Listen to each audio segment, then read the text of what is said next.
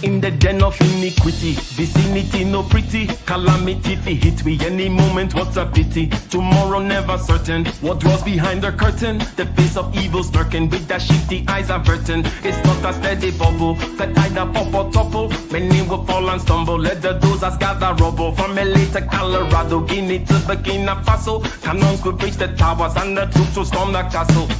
I say, run, run, come, make we get it.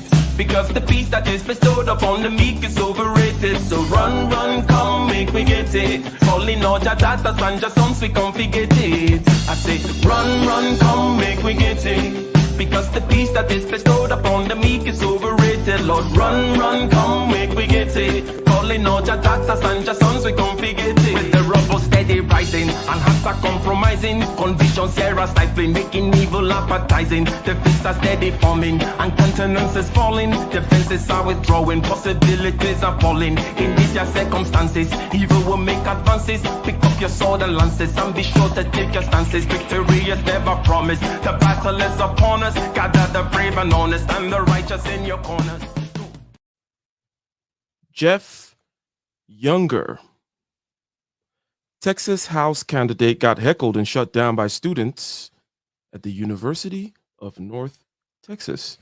You see, Jeff Younger is a Republican. He's running for the House District number 63, and he drew chants of F these fascists, amongst other things, from the students here there at the Denton School.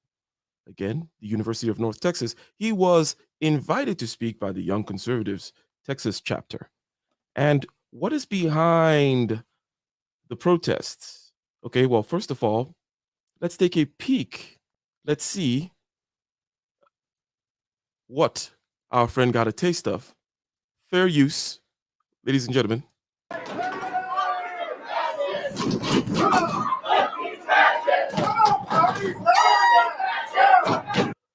So that's one of the many chants and one of the many entertaining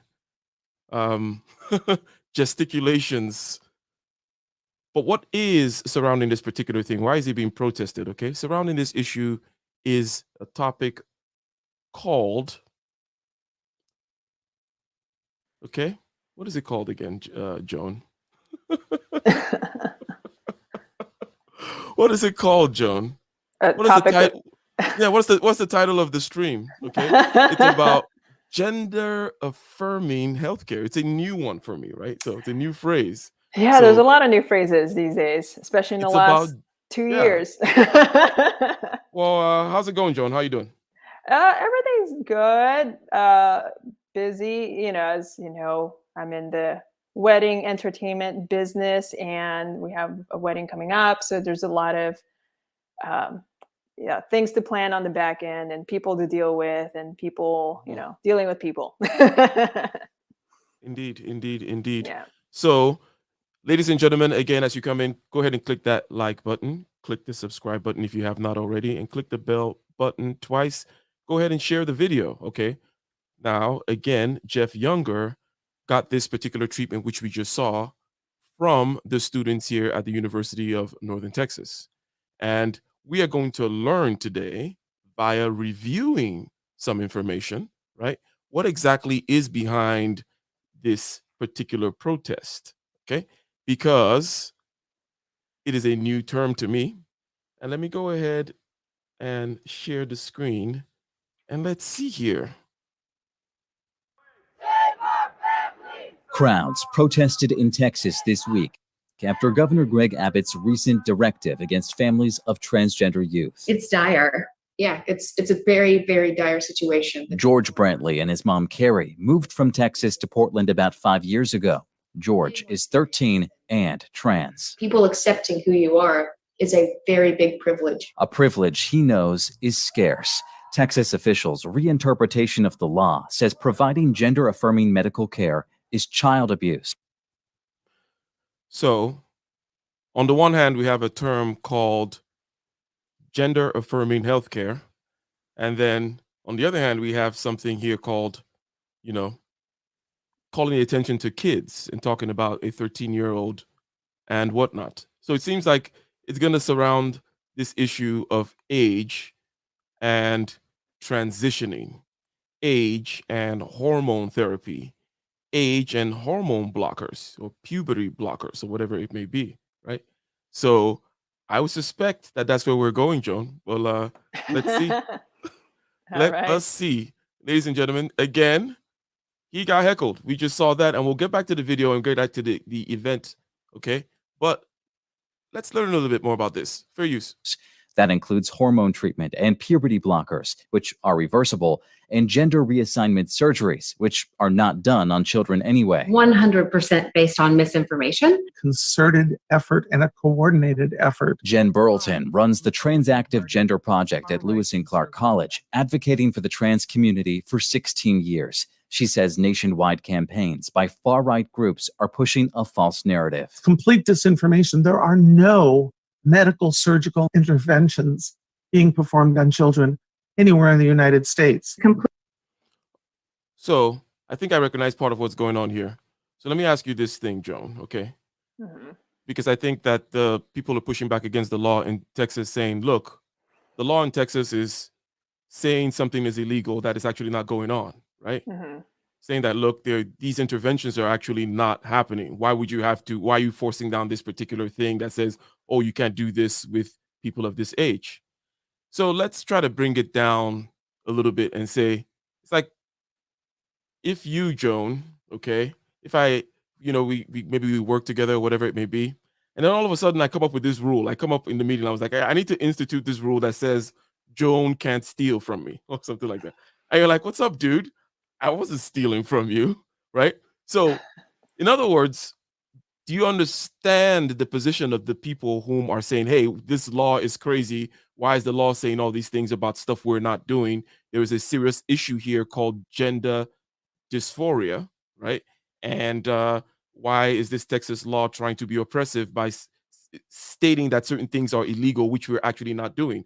You're saying, hey, it's illegal for Joan to steal. It's like Joan's not stealing. What do you have to say about that?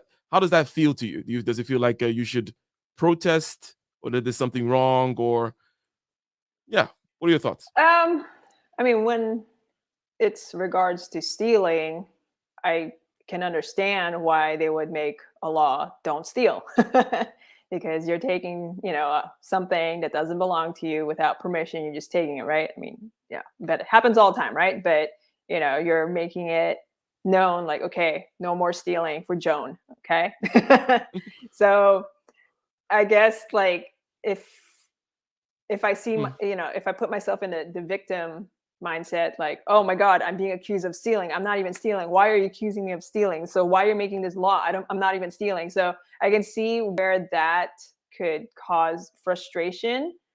I can understand that point of view. But in regard to the topic on hand, I mean, I don't know enough about it. So I mean, I'm still learning about it as it comes up.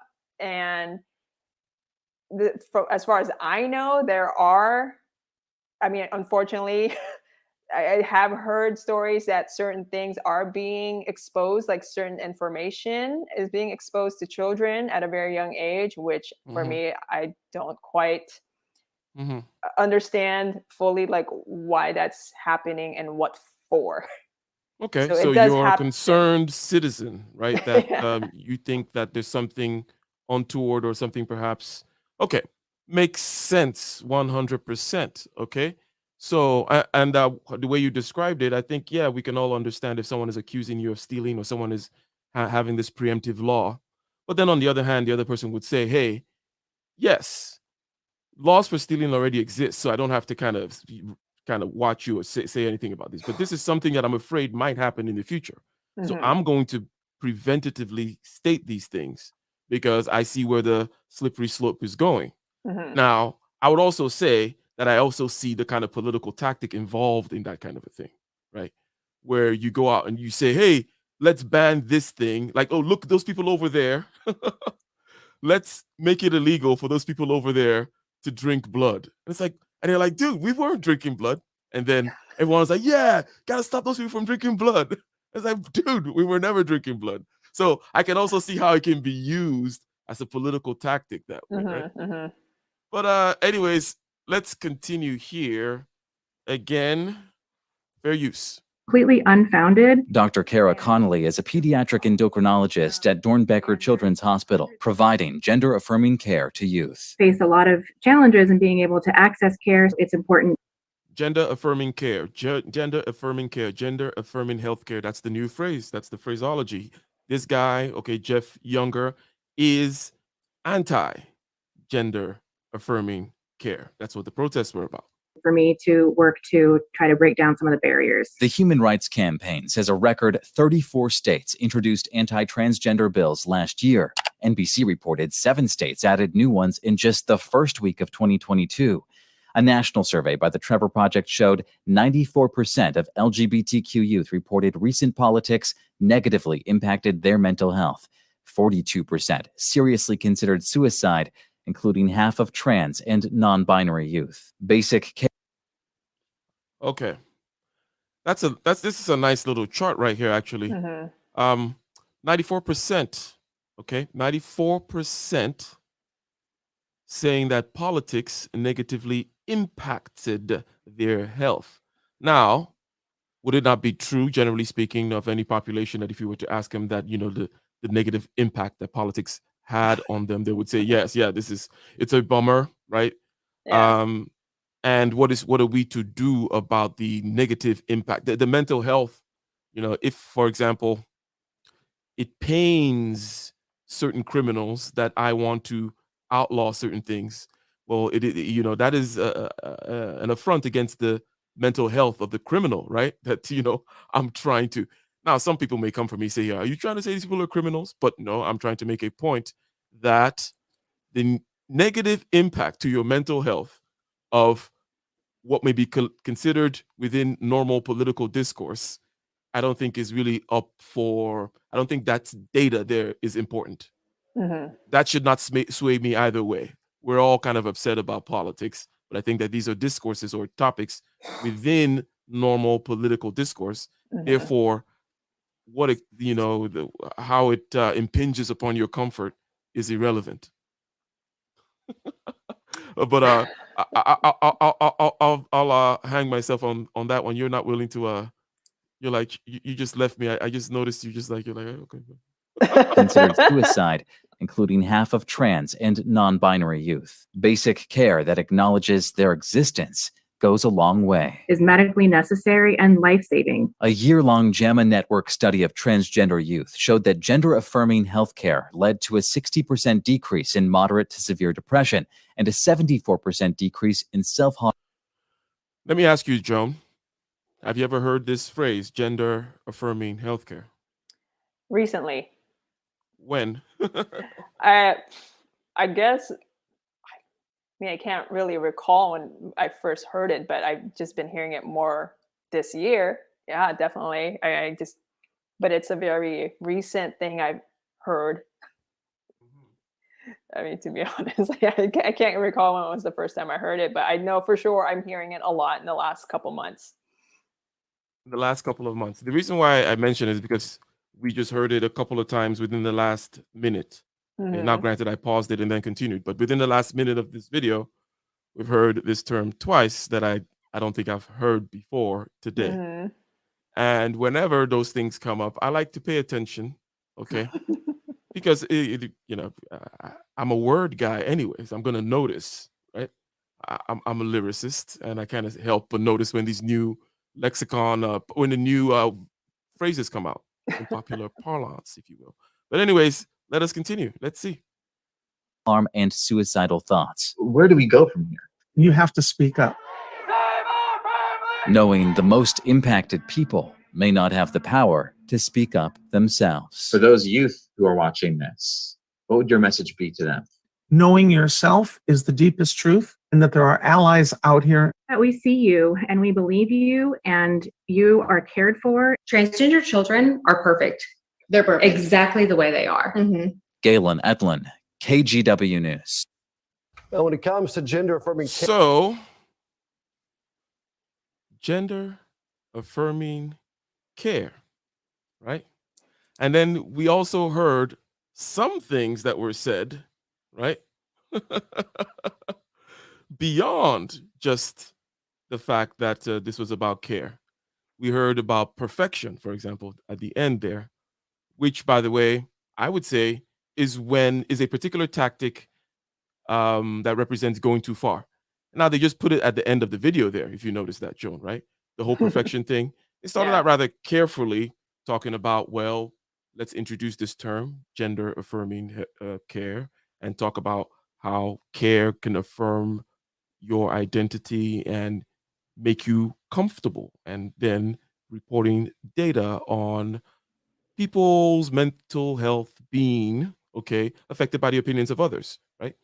And then they ended with the everyone is perfect thing, including everything else, including things for which you are calling medical attention to, and you call, let's say, gender dysphoria, but you want to say it's perfect. Goes with the whole body positivity thing as well.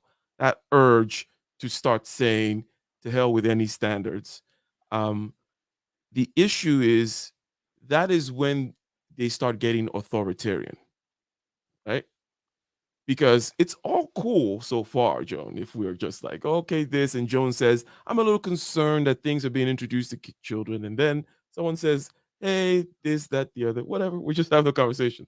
But then when someone says, no, blue is red, or everything is perfect, or then it's, oh, you can't say that, then it just is like, oh my God, here come the brown shirts. But ladies and gentlemen, I don't know if you have any comments so far about what we've just learned, right? We've just learned a new kind of topic. Any kind of, before we go on to the next clip here, any thoughts? Oh, yeah. Yeah, it's one of those things where I'm still trying to understand it. And I mean, obviously I have my beliefs about certain things. And it's difficult to navigate these conversations because you don't want to offend anyone, because everyone's easily offended these days. But it is a little bit concerning how much things are being When it comes to gender affirming, shoved in our faces, as if now the ones that are, I don't know, like, I mean, we can go into this later on when we get into context about it, but it's just very interesting how they're really like, just more than ever, it's just really in your face what's going on with the gender, what is, what's really the difference between this and that, and like, okay, now there's many genders, but then there's the biological side of things, and then it's the feeling thing, and how you see yourself, how you want others to see, how you want others to see you, even if you don't know them. And it's very it's very interesting, like, where things are going with the whole matter of gender. And Shout out. Yeah. Go ahead. yeah, and now that all of a sudden, like, kids are being involved in it. So, and the money question, which A Hill is bringing up here, which is, what's the billing? What's the insurance code for this thing? And whom is funding this? And whom is, for example, because there's going to be certain, let's say, therapeutic measures involved. People are going to be getting paid for these particular therapeutic measures and drugs, this, that, and the other. It's going to be some kind of a code in the federal government for how much money that goes into there and people out there. So, well, I guess, if from an investment standpoint, okay, now you have a new term that you can kind of look at, like, what's in this gender affirming healthcare industry coming down the pipeline, and perhaps it's going to grow. I think it's going to grow. Therefore, maybe I might invest. Maybe I might open up a clinic. Yeah, maybe I'll go full bore, open up a clinic, rent a spot. No, I hear like put a down payment, buy a place. Anyways, ladies and gentlemen, so now we're going to get into the issue, which is the term gender affirming. And there is, by the way, a poll. Please go ahead and answer the question there, which is, are you familiar with this term, gender affirming healthcare? I just heard it. Okay. I just heard that term from hearing about the protest and saying that this guy is anti-gender affirming healthcare. And we just heard something about the laws that Texas passed and how the laws maybe are provocative and they're saying things that the laws are saying things about the surgery, banning surgery that is not done on people under 17 and whatnot. Showing to us in that story a 13-year-old, right? And then telling us that everyone is perfect. So, ladies and gentlemen, let's continue now to explore that term, gender affirming care. We realize a lot of people don't really understand what that means. So we talked to a doctor just outside of Austin to break it down for us. So here's what he had to say. Well, a recent directive from Governor Greg Abbott and Attorney General Ken Paxton labels gender-affirming care for transgender children as child abuse. Now, we've heard that term, gender-affirming care, throughout the news cycle, but what does it really mean? This morning, we want to learn more about that, especially when it comes to young people. So Dr. Bhavik Kumar is a family medicine provider in San Antonio, joins us right now. Dr. Kumar, thanks for your time. Can you talk a little bit about what does this mean, gender affirming care? Sure. Yeah. Gender affirming care is life-saving care, and it includes a number of different things, including medications, access to. You see, so far, what do you have to say, Joan? I mean, the first thing he said was life-saving care. So that was kind of interesting. Interesting how? We're talking about gender, right? But then you're saying Yeah. life-saving. I don't know. It's just like, okay, Yeah. go on. Like, Yeah, it's like if I came and I asked you, maybe you sell candy bars, or I don't know, maybe you sell rice, or maybe you sell noodles, and I ask you, what are those noodles? And you say, well, these are life-saving nutritional packages. and, and that already I'm already like, dude, I asked you what is gender affirming care, and you tell me, oh, it's sugar, spice, everything nice, and it includes batteries and with a lifetime warranty of like bro. So far, just from a pure communication selling perspective, bad. This guy is not selling his thing well at all.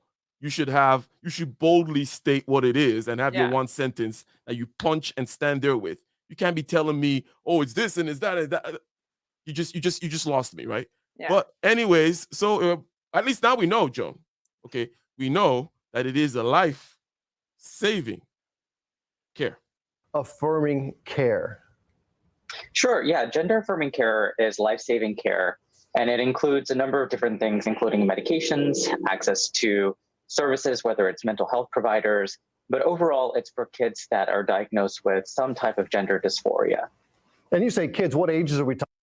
So, gender affirming care is for kids, apparently.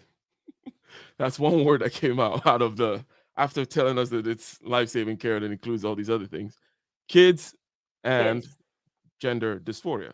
So, to your point, which you raised earlier, okay, unsolicited, in other words, like before you saw our good doctor here, you mentioned kids being exposed to certain kinds of information. Though this is kids being exposed or being, shall we say, put under therapeutic interventions, okay, and it's gender affirming, and basically meaning kids and having to do with gender dysphoria. Perhaps we can continue, and we'll see what if your fears are assuaged, or okay, let's see. Talking about here?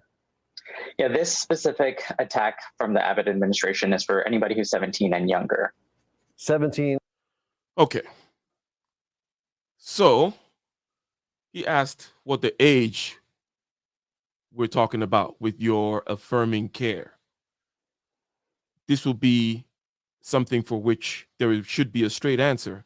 If you're a biologist, for example, and you're studying animals in their puberty or their sexual behavior once they start, you're going to have a certain kind of a age that you define. You say, okay, adolescence, this is what I'm studying, or I have this particular ailment that comes about. Anyway, so you've said that it's about something prepubescent, okay, kids, and he asked you what ages you're talking about. So pay attention to how he answers the question of what ages. Okay. Again, he did not answer the question directly. And let me take a couple of steps back so he asks the question again. Let's see. Sure. Yeah. Gender affirming care is life-saving care, and it includes a number of different things, including medications, access to services, whether it's mental health providers, but overall, it's for kids that are diagnosed with some type of gender dysphoria. And you say kids, what ages are we talking about here? Yeah, this specific attack from the Abbott administration is for anybody who's 17 and younger. He brought up attack. He brought up attack, politics, administration, policy. Okay. Okay. Well, one might say, well, this is about politics and policy. That's why I'm on the TV anyways. But it's like, okay, well, no, we're talking about understanding this term and really trying to wrap our heads around it. Okay. But you're playing the political football with the answers right from the very beginning, where he says it's life-saving care, rather than just tell me like, look. And what I would have liked is something that says something about that affirming. What is that affirming part? In other words, you know what I mean? There's something about saying, look, we will affirm or stick to or say that you are what you say you are, right? And then give you therapeutic interventions in order to guide you towards that process, including, if we remember the last video, hormone blockers, right? So we are ready to affirm your gender identity and provide the therapeutic aid that pushes you in particular directions. And they were like, okay, from what age are we willing or looking at, or is it necessary to begin this, or what do you see? And then he says attack 17. Okay, so okay, fine. The political football is about 17 years. Says, look, underneath 17 years, can't do stuff. All right, let's continue. 17 and younger. What are the normal age groups that you see on a daily basis or on average? Yeah, typically I see folks that are 18 and older, but it's not unheard of for folks seeing young folks as young as 3 or 4 years old. That doesn't mean people are starting medications or interventions at that age, but there may be some concern from a parent bringing them in and having a conversation about that.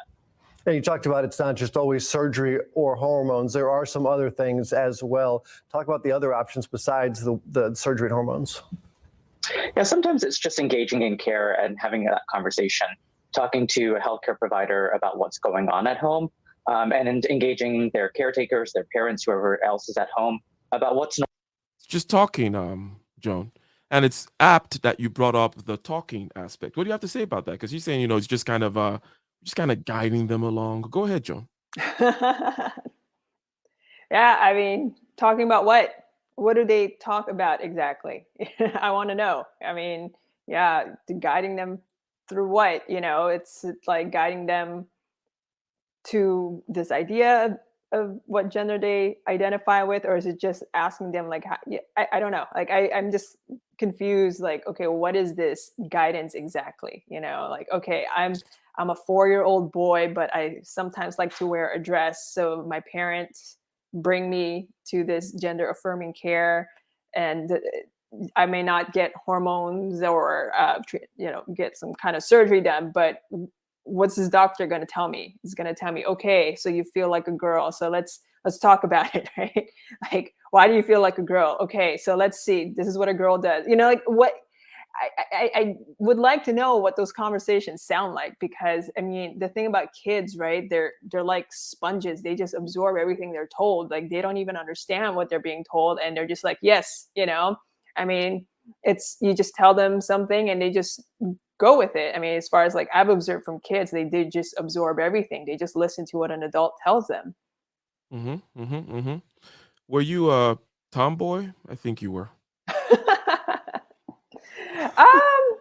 Yeah, I mean, I had tomboy tendencies. I mean, I grew up with 3 brothers, so I was just used to being around dudes and doing dude things, playing video games and playing basketball, and like just things that like our boys are known to do. And I grew up with that, but I never, really.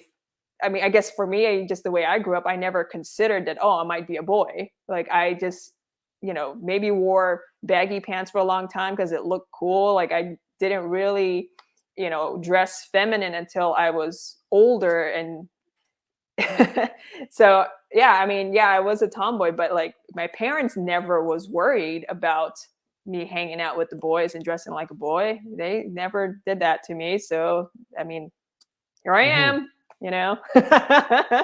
Do you remember anyone as you were growing up that would perhaps, maybe not amongst your immediate peer group, or people whom, in other words, this gender dysmorphia, which we have a term for now, any inklings or, growing up, knowing of someone who may have had issues with that, or no?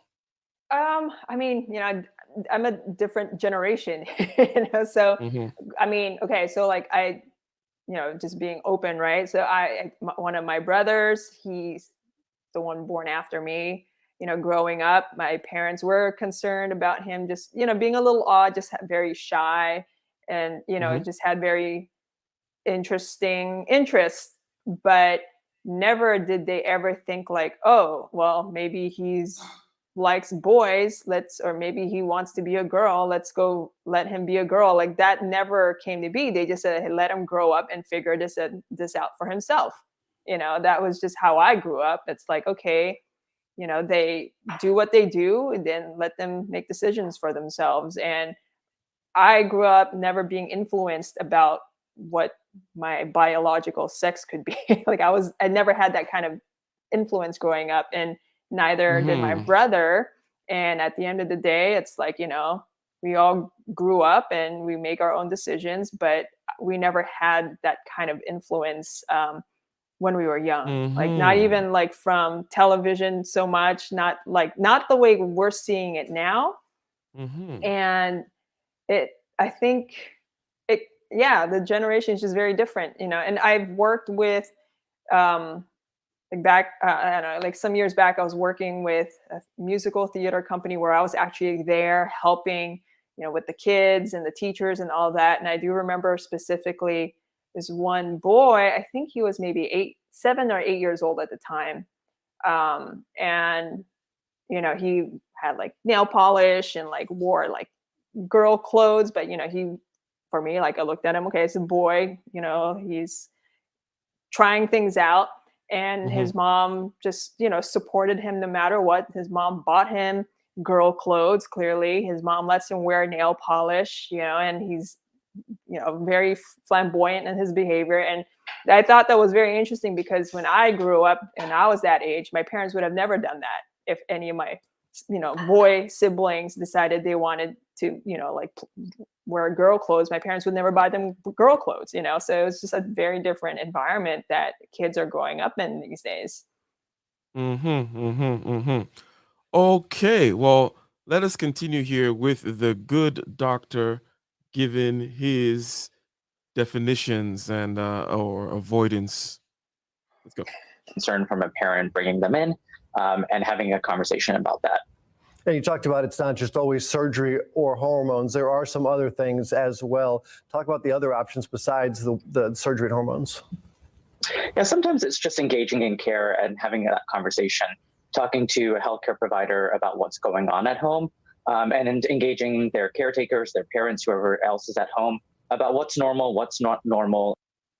About what's going on at home. Ooh. Oh, what's normal, what's not normal? Okay. The big brother is in your home asking what's going on and telling you what's normal, what's not normal. And I think that the word that you use, which is influence, is key here. In other words, we all understand that human beings have to be molded, and we mold ourselves and each other around us, and we're influenced by parents and all this kind of stuff. Okay, so it's not a question of, just somehow you're just going to be left to independently find your true whatever. It's like, no, not really. However, for people to have the influence in your life in your early years, as you imagine, right?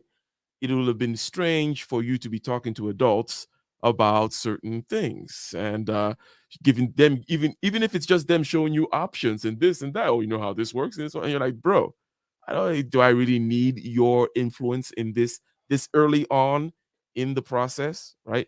Why don't I just let the natural organism do what it's always done since forever? And also, if I'm going to hand over my autonomy to someone, should it be you? Especially this particular doctor here looking like anyways. The surgery and hormones.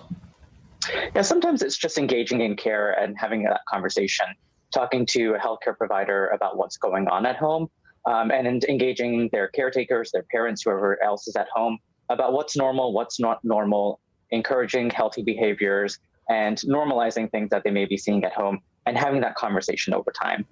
A difficult conversation, I know, for moms and dads to talk to their kids and open up, but it's so important. Let's talk about one of the treatments there, hormones and hormone blockers. What is the difference between those two? Do you mind telling us, Joan? I know you're not a medical expert, but let's No, I'm not a doctor. You're not a doctor, okay? Well, I want to bet, okay, the difference between hormones and hormone blockers. You would assume, okay, well, he made it sound like this is a big mystery what this difference is here. He didn't say, well, what are they used for or whatever. He's just like, what's this? This or anti that? Anyways, let's see. Yeah, hormone blockers, or what we call puberty blockers, are typically medications that we use before puberty starts or very early in puberty. And really, it's a pause button on puberty. They're fully reversible, meaning once the pause button on puberty, and they claim that it's fully reversible. But is it fully reversible when you're 80? Like, I want what's the limit on this warranty here? Is it lifetime warranty, or is it a couple years after it's too late? Is it like expire? Because if you take, for example, I believe, okay, and I'm no medical expert, okay, but there is a question of bone density that constitutes a part of the difference between men and women. Men have denser bones, okay, and these kinds of changes, these kinds of differentiations happen in puberty. When the testosterone comes in, all these other kinds of things. Okay, so cool. So let's say I block mine and I didn't get my fair dose of the dense bones, and then later on I want to get it back. Do I get the full back, or do I only get like 85% man back? Anyways, I don't know. Maybe you feel what I'm saying here. Like, when someone tells you fully reversible, right? Your sales, your customer thing goes up. Go ahead. So wait, so hormone blockers put a pause on puberty. Is that okay? That's what he said, right? Yeah, and we'll definitely play it again. Yes, yeah, that's what he said. Mm-hmm. For what reason? What is it about puberty that needs to be paused for you to? Let's say, for example, you have this doll, okay, and the doll is biologically, now you got to follow the crazy analogy here. The doll is biologically a boy, okay, and when it goes through puberty, the biology is going to release certain hormones and start doing certain things to the boy's body, including getting those bones. I want the bone package. Anyways, but what if the doll says, I'm a girl? Well, we want to block the bone package, right? Make sense? Mm-hmm. So, but let's hear him kind of say it again. I mean, what do you feel about that? You don't like people blocking the bone package? I want my bones. Anyways, ladies and gentlemen, make sure you go ahead and click that like button, click the share button. And by the way, support the stream, drop a super chat. $2, ask a question with the super chat. It'll be read, it'll be addressed. What are your thoughts about this? Most people are saying that this is the first time they've heard this word, which is gender affirming healthcare. Okay. How much money is in this business? I want in on this. Let's get in on the ground floor, ladies and gentlemen. Open up, but it's so important. Let's talk about one of the treatments there, hormones and hormone blockers. What is the difference between those two? Yeah, hormone blockers, or what we call puberty blockers, are typically medications that we use before puberty starts or very early in puberty. And really, it's a pause button on puberty. They're fully reversible, meaning once somebody stops taking those medications, puberty resumes as it would have. They're very safe. We've been using these medications for some time now. And the other class of hormones or medications called hormones are typically something we use for folks that have pretty much either completed puberty or close to finishing puberty, and they help people achieve secondary sex characteristics. And for hormones, there are some things that are reversible and some things that are not. So there's different conversation that goes with that. Things that are not reversible, do you see people that try and say, okay, what can I do now, who seek out reversing their care? Does that happen a lot? No, not at all. It's really rare that happens. What is your sense? Okay. So basically it's reversibility, and we're questioning that. And then this guy's asking, well, now that we know that not everything is reversible, as we suspected, okay, given the nature of the universe, okay, now he's asking, how many people do you think, or when it happens that people can't go back, how many people regret? And he's saying it really happens. What is your sense? You think that's true? That they regret. Yeah, you think people are regretting or going back? He's saying it doesn't happen.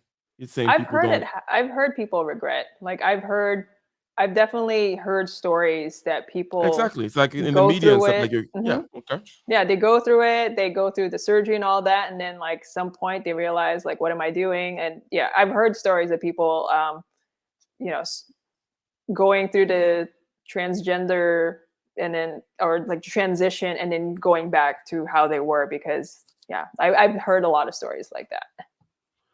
Ladies and gentlemen, and yes, as you may suspect, we're kind of being, as they say, shadow banned. So it'd be nice if you share the stream because this is one of those topics that they like to tuck away, not send out notifications and all those other kinds of things. But clicking the like button helps a lot. Also, shooting out a share just to a text group or wherever it may be generally helps the algorithm a lot. Okay. Thank you very much, ladies and gentlemen. Let us continue here. He is saying that there's not a lot of regret. And we recall videos that we've watched, maybe on YouTube, about people saying the opposite, that there's a phenomenon, shall we say. I remember the ones of girls saying that they want to be men, I believe, and then reversing later. But perhaps they never got into the whole medical thing. Perhaps that's so, this is the not brand new 2021, 22, that old time stuff. They didn't have all this gender affirming healthcare, right? Do you see people that try and say, okay, what can I do now, who seek out reversing their care? Does that happen a lot? No, not at all. It's really rare that that happens. Of course, with anything, we have a conversation about the risks and benefits, alternatives, and people choose to move forward if that's the best thing for them. But it's very rare that anybody says, I regret making my decision. Of course, that may happen, but it's super rare. I read in one of your bios here that you say you grew up brown, gay, and marginalized in a small Texas town. So this is super important and personal to you. Yeah, absolutely. I grew up here and I know what it's like to be marginalized, especially from folks that you would expect to be taking care of you, like the government. And so this is definitely personal. And well, if you expected the government to be taking care of you, that was your first mistake there, buddy. But pick on you. But I always pick on anyone that I see has a kind of an activist bent. It's just a personality thing. To you. Yeah, absolutely. I grew up here and I know what it's like to be marginalized, especially from. I know what it's like to be marginalized too, by the way, for anyone who comes to be like, oh, you're punching down or whatever. It's like, no, I know what it's like to be marginalized. I know what it's like to be whatever. Like, that's not the point. Folks that you would expect to be taking care of you, like the government. And so this is definitely personal. And, they're attacking children in this moment. And that's. You're attacking children, Joan. Did you Yeah. just hear that? Yep. In other words, because you've been asking certain questions, Joan, okay? We're suspicious of you now, okay? We're the woke council, okay? The woke council just texted me, by the way. And they're suspicious of you. They said, you've been saying things like, well, I hear that children are being exposed to certain things. And you've been saying, well, what are they exposing them to? And you were questioning the hormone blockers.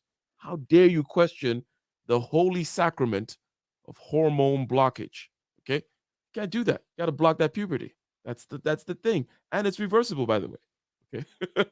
Got to read the fine print, but it's reversible. And now he's saying that if you were to kind of join this concerned citizens group, that you are harming children. Okay.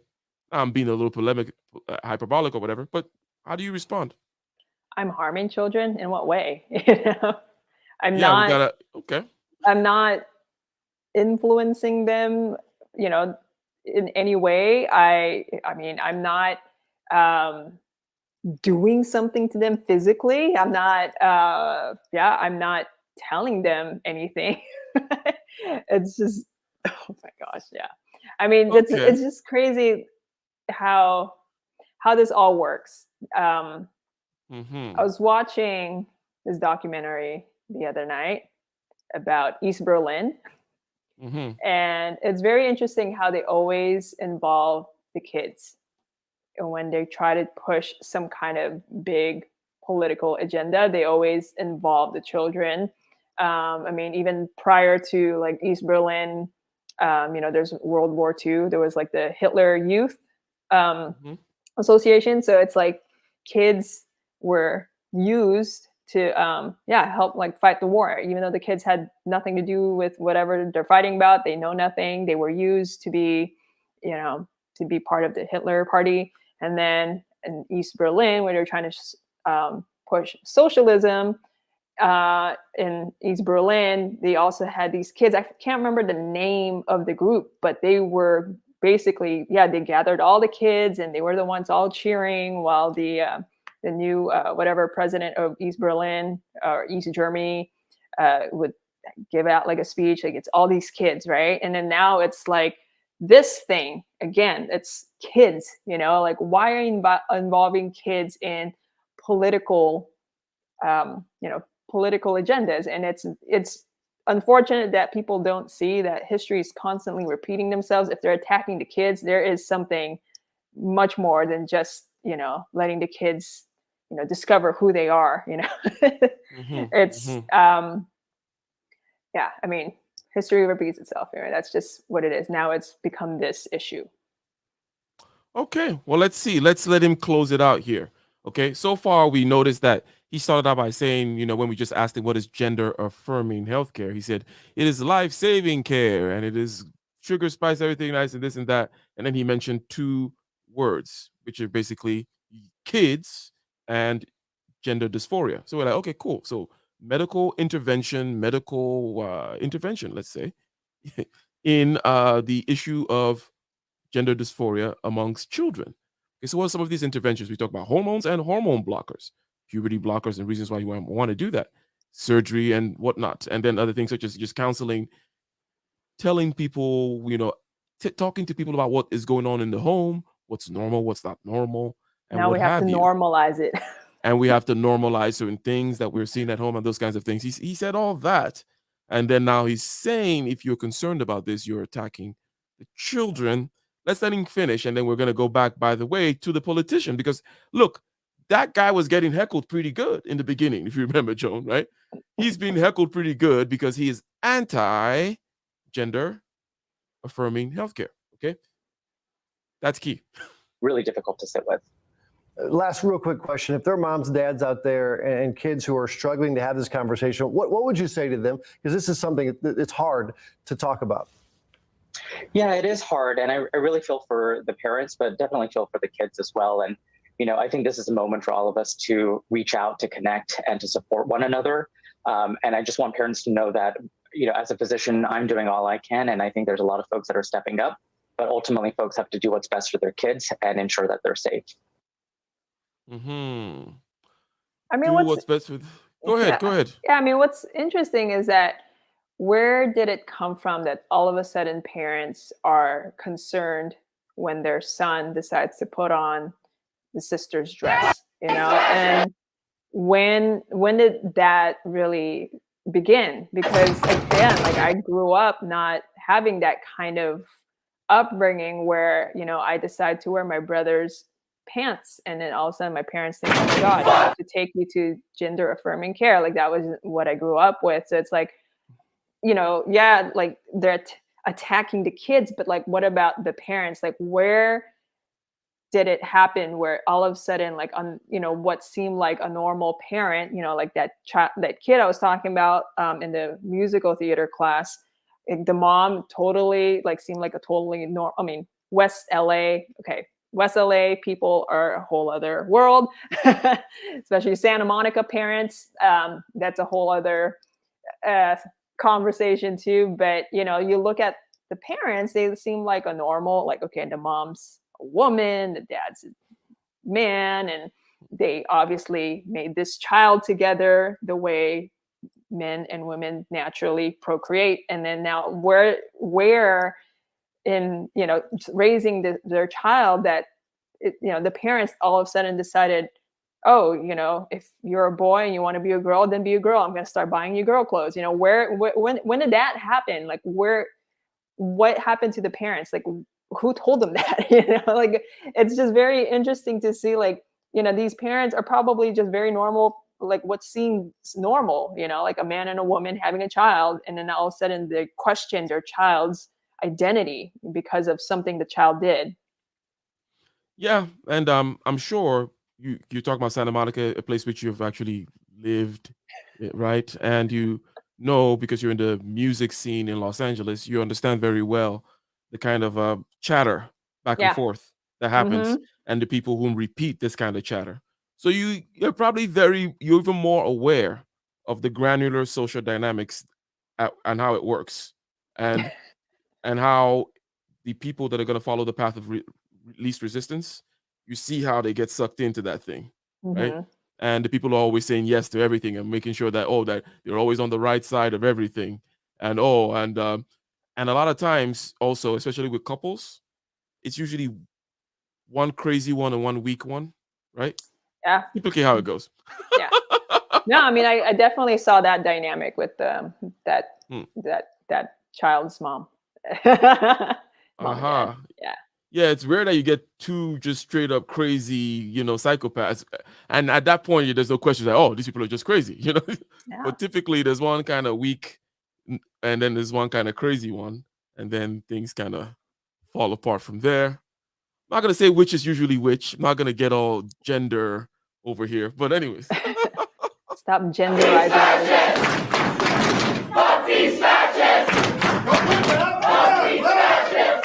So this is for you, Joan. This is for you and the people who are talking smack about this stuff, because this guy, okay, whom is he? Let's remind ourselves. For those of us who were not here in the very beginning, his name is Jeff Younger. Jeff Younger is running for House District 63 in Texas. Yes, he's a Texas House candidate, and he got invited to speak at University of North Texas, okay? University of North Texas by the Young Conservative Texas chapter. And this is the welcome that he got. And we're going to, okay, after having learned about the topic that surrounds this gesticulation and ejaculations of rage, if you will, having learned about this topic, the gender affirming healthcare topic, let's look here at what the people have to say to you, Joan. Okay, now they're like, hey, Joan, if you're still questioning us, here's what we have to say to you. Let's see. Fuck these fascists! Fuck these fascists! You're a fascist. Fuck these fascists! Fuck these fascists! Fuck these fascists! Fuck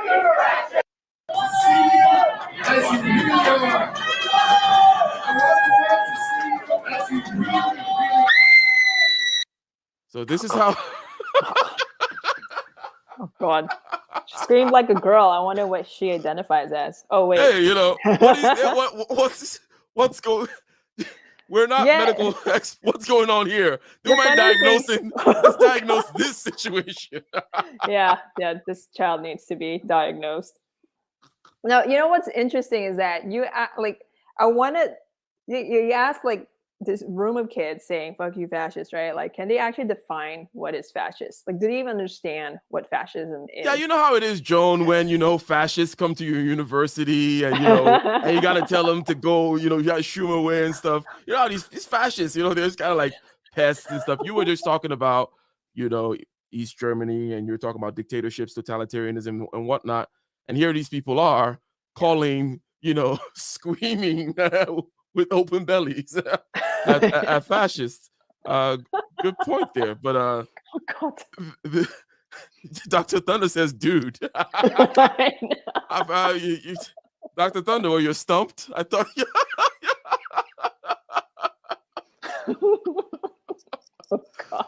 So this is what is going on, okay? And we're going to let's examine this footage. I haven't really seen it, okay? Again, this is a guy that is branded as anti what we just talked about.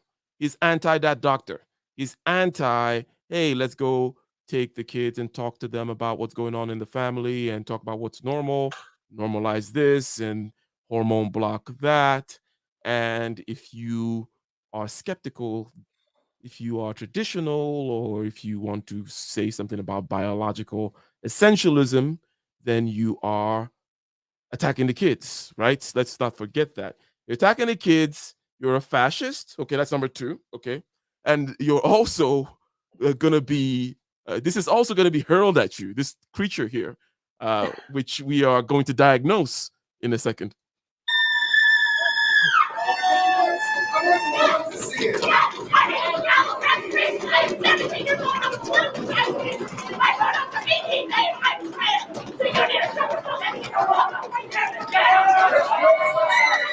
I didn't understand a word she said.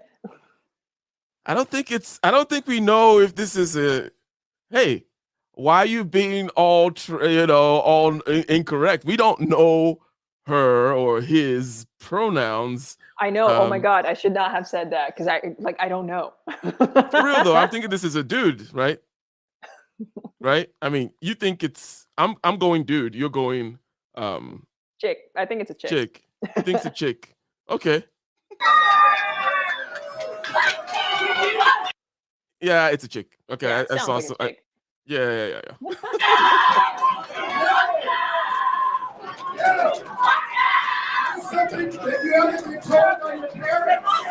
It's like a crazy little orgy for them.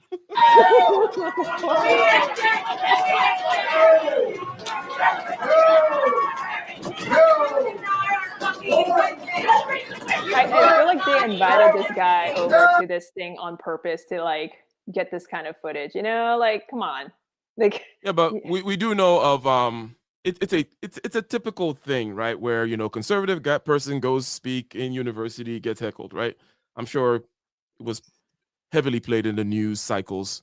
However, I'm sure this was also kind of like a hot, like, ooh, let's bring it in and let's put some fire on this. Okay. But also it's in Texas, which is, well, I guess the law is in Texas, but you would not expect that just some Republican in Texas would be getting this much heat, right? Now this is probably a liberal school, right? Which is why also I'm sure the conservative group there, shall we say, the young conservatives of Texas invited this guy, right? Because, hey, this is going to be a hot little, spicy little Friday afternoon, and they delivered apparently. Well, let's see.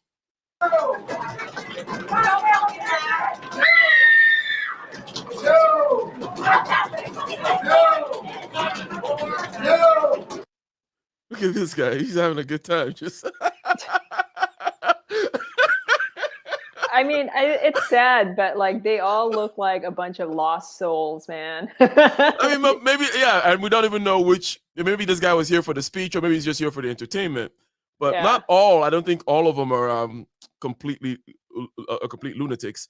But they're all indicted because they're part of the same group. It's kind of like they're all kind of like, okay, this is what you guys do, right? And this is what you guys allow your friends to do, or the 1% to do, and whatnot.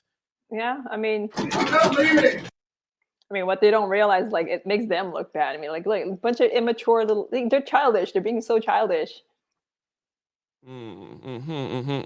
Well, let's see a little bit. Let's play a little bit more of this here, because let's see. Let's just do this in 2 hours so the world can see what you're really like. This is what happens, professors, when you teach red cards.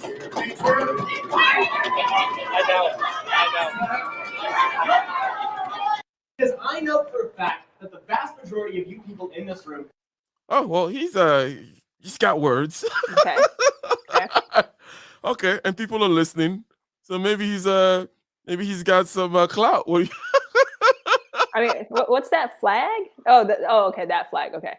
That flag. And there's like this, like for a while I was used to like rainbow flags, but there's a new flag.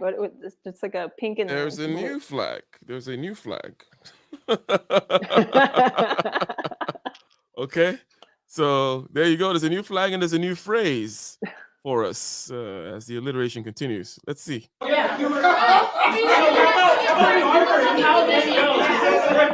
This is called tactical respect for human rights. It's good when we can take it away later. Professors, this is what you made. You made this, professors.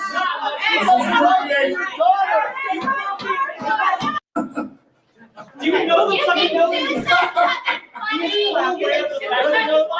Yes, you are so misinformed. It's unbelievable. Yeah, I am. I watched. Do you know trans? You wouldn't fucking believe them, and they kill themselves. It's that. Sorry. Okay. I hope you love your children. Let Okay, let's see. You made this for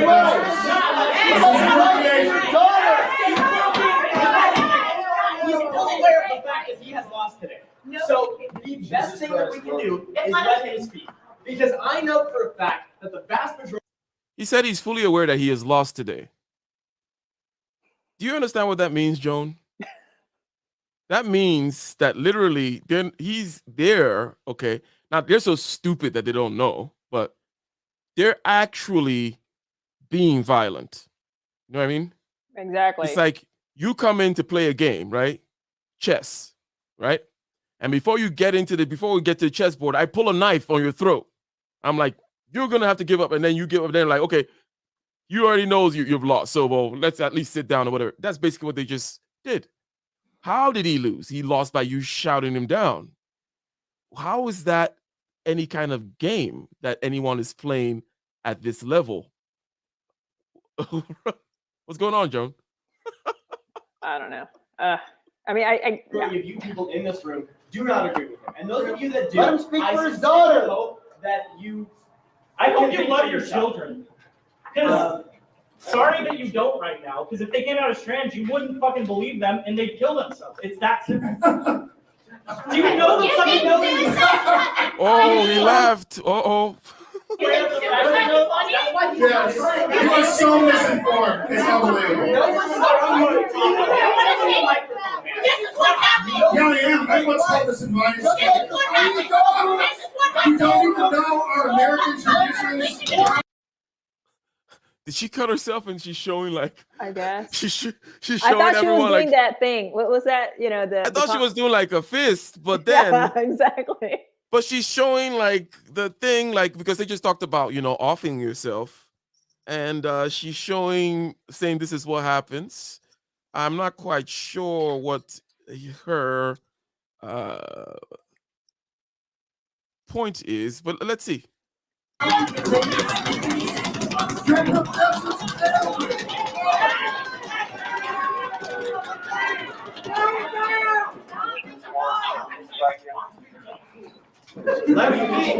so easy to There were three that making an example.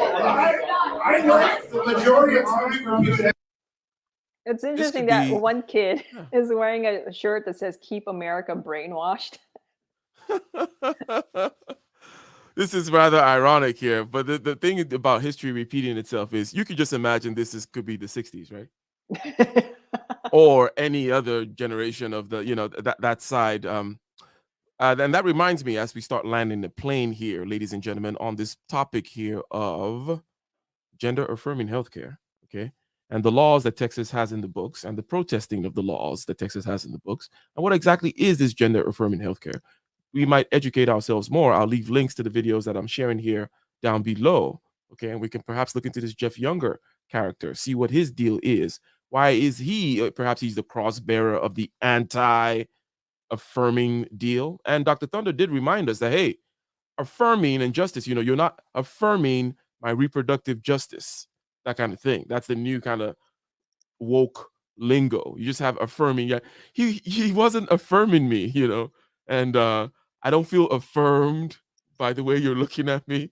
I think these are new tricks you can play out there in California. Oh, anyways. Oh my God, yeah. So let's see. Hey, I mean, I'm not going to force. Oh no, I'm not going to do all that. It's a presentation that I do, and I'm going to skip through many. I can't wait to show you video. They yell tomatoes and good. This is leftist politics. This is what it's become. I used to respect them. We're going down to your Back in the 80s, I quite respected them. Part of that. First from self, they read a book and figured it out. Well, they drained a bunch of energy out of him, and so one thing I was going to say is that the young will always be with us politically, or shall we say psychologically, when it comes to human beings and things that repeat and things that will always be there. Mm-hmm. Which is a key thing to wisdom, is to just kind of know what is always there. Kind of like, okay, not gonna do nothing about that, can't change it. Okay, focus on things you can change. We all know the serenity prayer and all that kind of stuff. So one thing that'll always be there is young people and also people whom are a little bit, shall we say, not represented by the hierarchy. Maybe they're at the bottom of the hierarchy, or they're unfairly removed from the hierarchy. Okay, these people, and this could be any hierarchy, whatever the going top man or top woman or top person is, right? There's a hierarchy there, and then there's everyone that's below. So people will always be below because generally there will always kind of generally be hierarchies of people that are kind of outside of, your hippie artist types and young people. And you know what? Why these two people kind of go hand in hand, right? These two groups. Okay. Now they will always be there. Is one important thing to know politically, so that you don't get too tied up into people saying, "Oh, well, this generation is the worst," or that generation. It's like, no, it's people. It's almost like I said it. I put it the other way. There's like there's a fire that's always in the corner of one room. That's of the room there. Like that dumpster fire is always going on all through human history. This is one of the particular dumpster fires. In other words, now there is a reason for the dumpster fire. In other words, if one wants to justify it, it has to do with that hierarchy thing. In other words, no hierarchy is going to be very responsive in real time to the changes in the environment, such that it actually is more inclusive and offers opportunity, right? Equality of opportunity for people to rise up in that hierarchy, right? So these hierarchies get calcified, they get slightly corrupt. So the people there that are agitating against it or that are outside the hierarchy, there is a reason for them to be there, to be the voice of like, say, hey, you guys are not following the stated principles or the stated aims. It's time for revolution, whatever it may be, right? So that purpose is there as a check. And then the young are just young, right? So that, and they will always be there unless the species is dying. You're always going to have young people, and young people always kind of think silly things and do silly things like this. And they like to act like they're outside the hierarchy, going to build a new one. Meanwhile, they're spending their dad's money in some college while exploring the fluidity of their whatever, doing the fist like this and going. But Joan, few rounding ending questions here about, again, what are your final thoughts about or level of comfort with regards to what we learned today? We learned that phrase, which is the gender affirming healthcare. And we learned that it has to do with kids and it has to do with gender dysphoria. We learned some of the techniques like hormone therapy and hormone blocking therapy, that there's surgery involved. And we also learned about the, shall we say, exposure to information, the talking, the normalizing, right? And seeing what's going on at home and all those kinds of things. And then we see the stance that at least this particular doctor has taken towards those who question any of this and saying that you're endangering the children. Okay. So where do we land the plane here, Joan? I mean, this topic is very, in your face. We just hear about it all the time now. And it's, it makes you wonder why, like, why is this being forced on me? And what's my level of comfort here? I mean, I think it's very disturbing because, I always just trust in nature and what nature provides, and, just going with what is natural. And, that's just how I try to live my life as much as possible, is like what's natural, what's given to you, and, accepting how I was born. And it's really disturbing to see that. And I know people that have kids, and it just makes me wonder, like, okay, is this gonna affect them? Like, I have a friend who has like 2 daughters, and it makes me wonder, is she gonna be okay with something like this if this becomes an issue at school? And the problem with sending kids to school these days is that you don't really know what they're being taught. You don't really know how they're being taught. Like, yeah, they come home with their homework and all that stuff, but what's the discussion like? The parents are not there to witness all this. And, I've seen a lot of videos about certain teachers that are being exposed for teaching fascism and things like that, like the fist posters on their walls. And it's like, yeah, it's a little disturbing because parents don't know what their kids are being taught. And I mean, I'm not a parent myself, but I worry about that with the people that I know that have kids, and then the ones that are going to have kids, or the ones, like my youngest brother, he has babies like a year and a half. And oh yeah, did you know Angel has a baby? I saw something on Facebook, I believe. Yeah. And how's that child gonna grow up? Like, what's that kid gonna learn in school when the parents are not there? And I mean, he's my first nephew, and it's like, yeah, it makes me wonder, like, how's he gonna grow up, when the parents are not there? And it's just it's very disturbing to see these kinds of things happening in the kind of world that they're going to live in. And it's like, just let kids be. And for me, it's just, let them be the way my parents just let me be, and I just figured things out for myself. They let my brother, my gay brother, be, let him figure things out for himself. He makes his own decisions, and it's like, it is what it is. But the fact that kids are being exposed to certain kinds of information at such a young age, where they don't even understand, like they don't even know the difference between certain things. Like they don't even, I mean, I don't know. Like I didn't know what sexuality was when I was And by the born. way, as you say that, it becomes also apparent that no one knows. Some of these questions are such that it's not like when you're an adult you will know anyways. In other words, you're dealing with things that are best left again to, some would say God, some would say evolution, some would say nature, some would say biology, some would say truth, right? But generally speaking, no one gets the special right to peek behind that curtain and dictate things as though, well, we know, of course, what these things are, right? And we can specify. So to Dee's point, talking about personality disorders that may cause certain kind of dissociative aspects and finding a self. Now, would you be funneled into, some kind of a place where people, when then you now say, you know what, maybe I am a girl, and then all of a sudden you get the bone package blocked, and now you're a girl. But the personality things and making it a disorder, in other words, was not really discussed in any of the videos that we showed. It was more of it's perfect, it's great. If this is what they say they are, then it's not even a disorder. In other words, it was not even medicalized, as they say, right? It was not a question. Like dysmorphia or something, right? Is that what he called it? Yeah, the gender dysmorphia. Oh, why all of a sudden I've been saying it, but I think it's dysmorphia, but I know I'm thinking some other Moria word. But yes, however, the whole idea is they have a clean answer, and the answer is to push the person towards wherever they're identifying as, because whom else will be making the decision other than the child, right? Because it's not going to be always the adult saying, hey, put them here.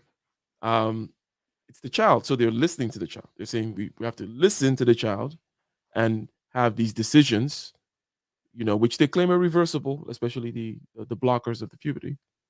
And that's where we are, Joan. Yeah.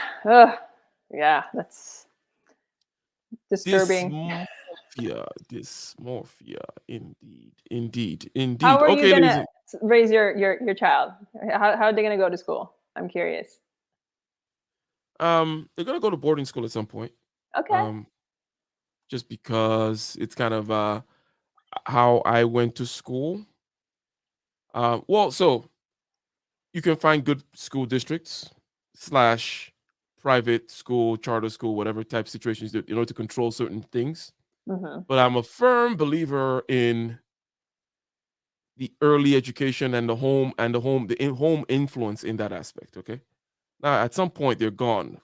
Like 6.5 or so. It's like they start kind of flying away.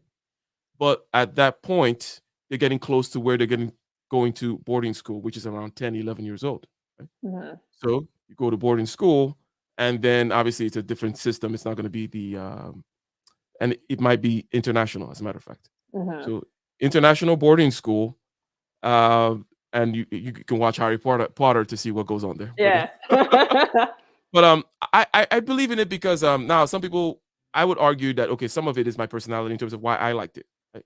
I liked it because I just couldn't wait to the independence of it. It wasn't like I just went out there and I was dominating. No, it's still trying to figure it out, but I wanted to go out there and figure it out, right? I wanted to be on my own. So to be on your own from like 10, you know, and in a system that's very strict and disciplined, okay? And where, you know, people, you know, kick your ass if you're a wimp, and, you know, that kind of stuff, especially for boys, I think is important.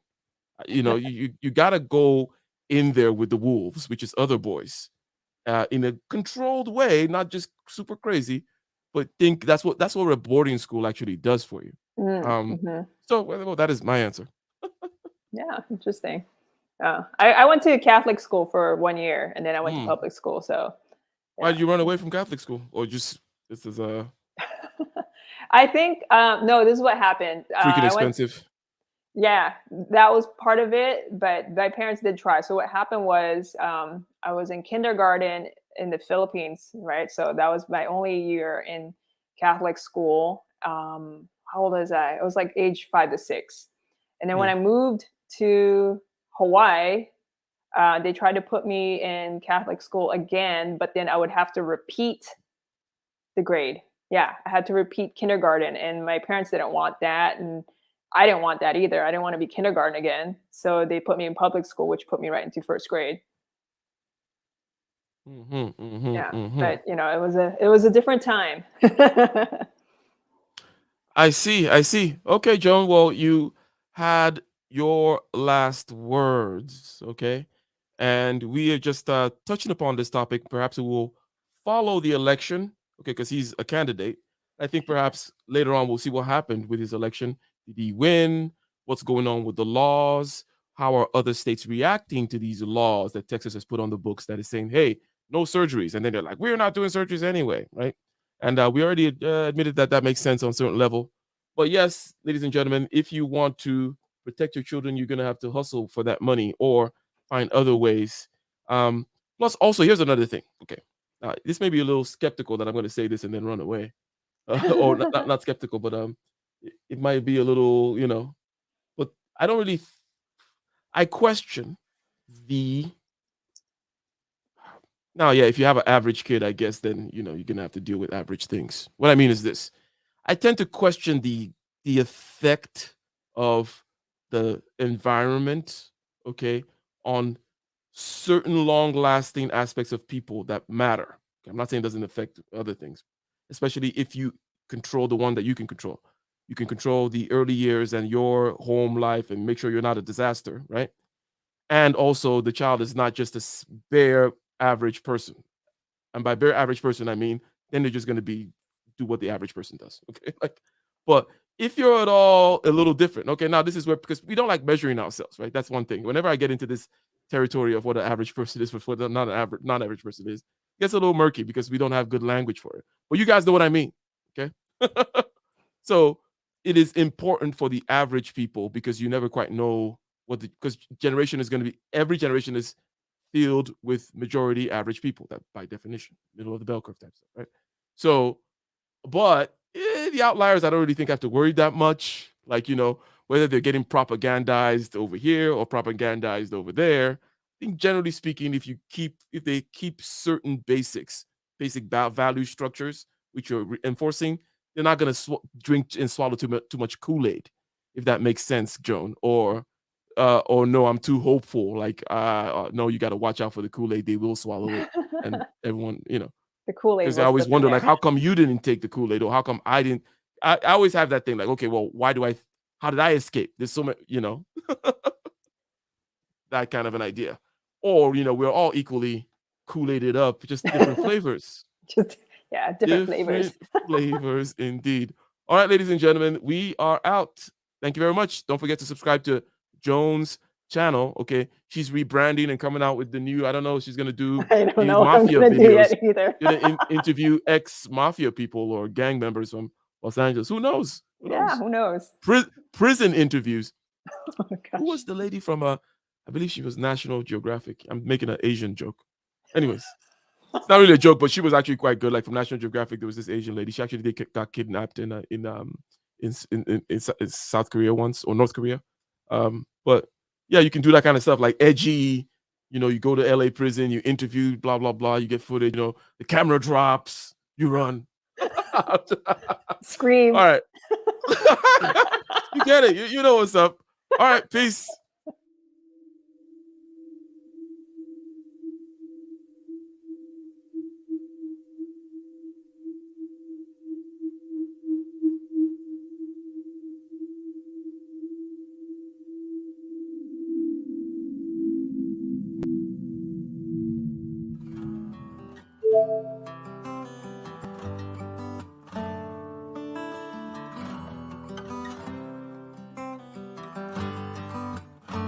In the den of iniquity, vicinity no pretty, calamity fi hit we any moment, what a pity. Tomorrow never certain, what dwells behind the curtain, the face of evil lurking with the shifty eyes averting. It's not a steady bubble, could either pop or topple, many will fall and stumble, let the dozers gather rubble. From LA to Colorado, Guinea to Burkina Faso, cannons could reach the towers and the troops will storm the castle.